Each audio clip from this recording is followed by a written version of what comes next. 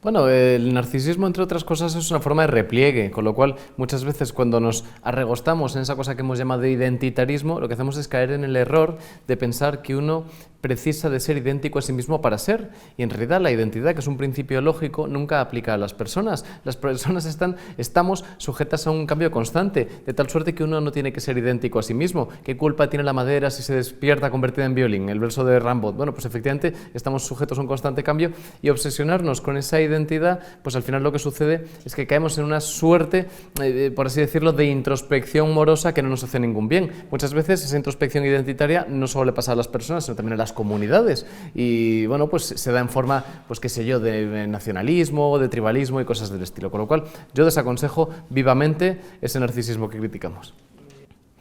Sí, bueno, las redes sociales nos dan una gratificación instantánea, que es algo a lo que no estamos muy acostumbrados, y explican, entre otras cosas, algo que los psicólogos llaman el hedonismo a corto plazo, que bueno, es algo que sufrimos todos, pero sobre todo sufren los más jóvenes, sufren los adolescentes, que están, bueno, pues de repente asistiendo al surgimiento de una especie de perverso genio de la lámpara que cumple aquellas voliciones que tienen prácticamente de forma instantánea, ¿no? Bueno, hay que recordar lo obvio, hay que recordar, según Freud, la civilización es el trecho que media entre un deseo y su satisfacción, y si nos acostumbramos a que nuestros deseos se cumplan instantáneamente, pues al final vamos a terminar siéndonos insatisfechos, ¿no?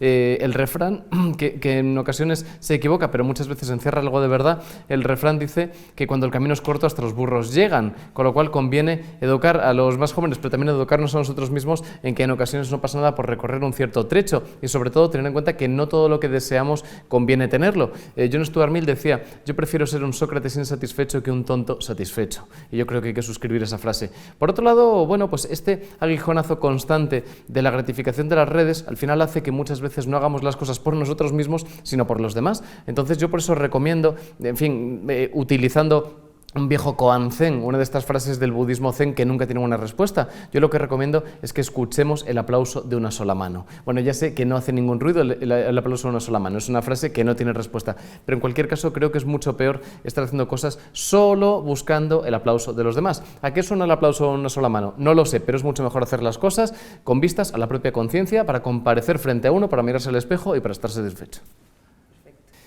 Bueno, las redes tienen un efecto deleterio, sobre todo en lo tocante a nuestra atención. Ya se ha demostrado que nuestra atención ha menguado de una manera inaudita, nunca había sido tan corta nuestra atención. Ya, en fin, las estadísticas dicen que una persona normal mira el móvil de una media de 2000 veces al día, que en total pierde unas 3 horas en total cada día mirando el móvil y sus aplicaciones, y ahora ya se empieza a decir pues que hasta las series de 20 minutos se nos harán largas, y ya hay quien se ha acostumbrado a verlas a 2x, al doble de velocidad, porque no hay quien aguante la atención durante 10 minutos. Entre otras cosas, tiene por supuesto la culpa de las redes sociales, pero también ese camelo que nos vendieron como emancipador y como liberador hace unos 10-15 años, que es la multitarea. Hay un libro muy elucidario de Johann Hari que se acaba de publicar precisamente en España ahora mismo, y que dice que el efecto de la multitarea es el equivalente, y perdón, en fin, por la vulgaridad del ejemplo, a fumarse un porro cuando uno está en la oficina, porque efectivamente la capacidad analítica de la persona que está, por ejemplo, utilizando una tabla de Excel en el ordenador y al mismo tiempo está mirando el móvil, es en el fondo la mengua mucho mayor que si, por ejemplo, estuviera trabajando y al mismo tiempo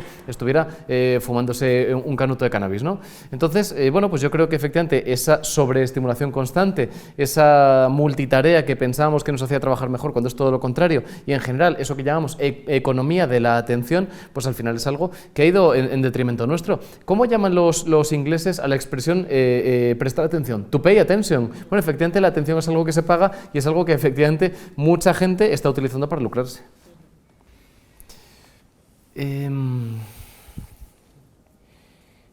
Caray, qué buena pregunta. Si es bueno o malo. Ay, pues déjame pensarlo. Sí, sí. Si es bueno o malo, pues muchas veces yo creo que el odio, muchas veces el odio es inevitable. Es decir, hemos vivido durante los últimos años aquello que Nietzsche llamaba una existencia catilinaria, que son esas épocas de revancha, esas épocas insurreccionales, esas épocas en las que no se busca mejorar tus condiciones de vida, sino que el vecino viva peor. Y eso que, bueno, algunos llaman crispación, otros llaman polarización, es algo que a mi juicio se ha terminado. Y yo creo que ahora los partidos políticos, por ejemplo, se han dado cuenta de que, por así decirlo, blandiendo el fantasma del enemigo, ya no movilizan a los suyos, sino que lo que tienen que hacer hacer es más bien ofrecer un futuro ilusionante, ¿no? Que es algo mucho más difícil. La verdad es que el odio, ya digo que ha sido inevitable. Por ejemplo, en Estados Unidos se ha visto a cuento de esa retórica de los perdedores de la globalización. Hombre, la verdad es que el sentido común desaconseja insultar a tus propios votantes, ¿no? Y sobre todo si los presentas bajo la caricatura de ser bueno, pues unos paletos con la espiga entre los dientes, agarrados al fusil y con 5 generaciones de consanguinidad a cuestas, pues al final es de sentido común y es de lógica que terminen enfadándose, ¿no? Con lo cual creo que convendría evitar ciertas cosas que fomentan el odio o que fomentan el rechazo.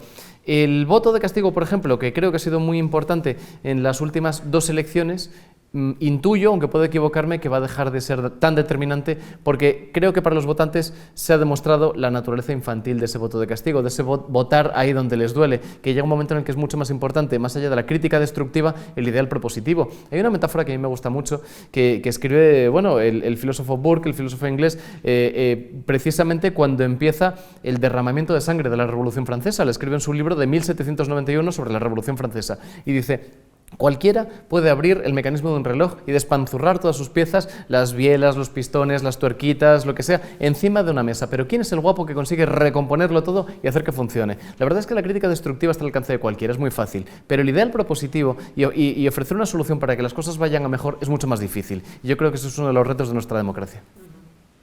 Hombre, pues es un halago, es una cosa que yo agradezco. Muchas veces no me termino de sentir filósofo, ¿eh? A mí me gusta decir que soy escritor de prosa filosófica, ¿no? Fíjate que Heidegger nada menos se negaba que lo llamasen filósofo. Muchas veces decía pensador o decía humanista, ¿no?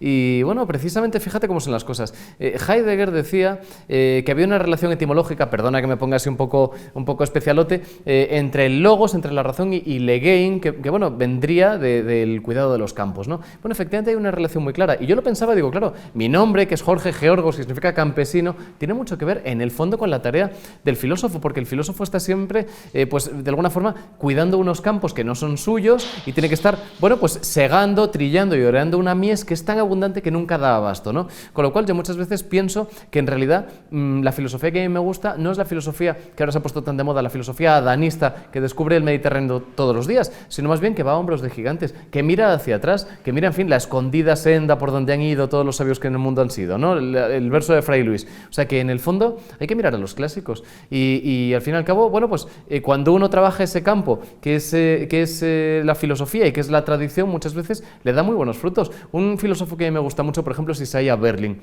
Isaiah Berlin fue ante todo un comentarista, fue un doxógrafo. Sus grandes reflexiones las hizo en libros dedicados a Marx, dedicados a Vico, dedicados a Herzen. Es decir, no eran libros en los que él propusiera grandes ideas, era precisamente comentando a los clásicos en los que le habían precedido donde aparecían sus nuevas ideas, ¿no? Entonces yo creo que esa humildad, el reconocer que no somos más que eslabones dentro de una cadena de anillos, está muy bien, porque sobre todo hay que reconocer a los que nos precedieron y también hay que reconocer, oye, que es muy difícil decir algo nuevo. Es muy difícil, yo no digo que no haya nada nuevo bajo el sol, porque eso es una actitud conservadora y conformista, pero es muy difícil decir algo acerca de la naturaleza humana que no dijeran, pues no sé, los sabios hebreos, los místicos musulmanes, los hindúes, que no dijeran los pragmatistas americanos, que no dijeran los moralistas franceses y patatín y patatán.